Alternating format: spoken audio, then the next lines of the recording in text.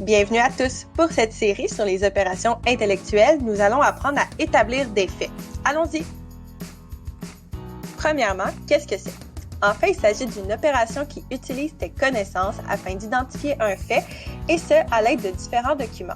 L'objectif, c'est d'observer et d'identifier certains détails importants pour être en mesure de nommer ce que l'on cherche.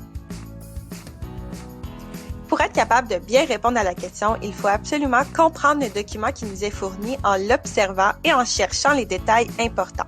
Les documents peuvent se trouver sous différentes formes, comme des textes écrits, des images, des photos, des tableaux, des graphiques et même parfois des cartes géographiques.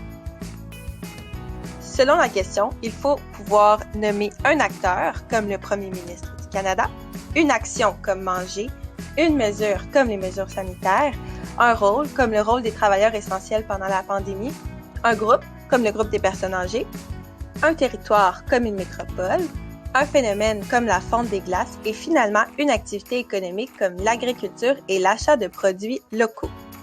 Faisons un exemple concret. Quelle image fait référence à la fête célébrée à la fin décembre? Premièrement, tu dois commencer par observer les détails que tu retrouves sur chacune des images. Sur la première, on voit un sapin, des cadeaux et une cheminée. Ensuite, sur l'autre, on observe des bonbons et une citrouille. La réponse doit donc être l'image numéro 1 car elle correspond à Noël.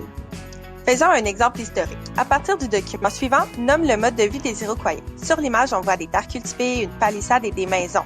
Ça me semble être un village. Qui habite des villages déjà? Ah oui, les Iroquois. Je me souviens dans mon cours d'histoire que les peuples qui habitent les villages sont sédentaires. La réponse est donc que le mode de vie des Iroquois est sédentaire. Bon, prenons le temps de repasser un peu ce qu'on vient d'apprendre. Premièrement, il faut lire attentivement la question.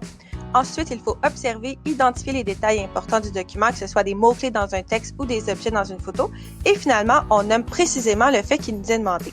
En suivant ces 3 étapes, tu devrais être capable de répondre à cette opération intellectuelle. Et voilà, c'est terminé pour cette capsule. Si vous avez aimé ça, n'oubliez pas de faire un thumbs up et surtout de vous abonner à ma chaîne pour voir d'autres vidéos comme celle-ci. Et à bientôt!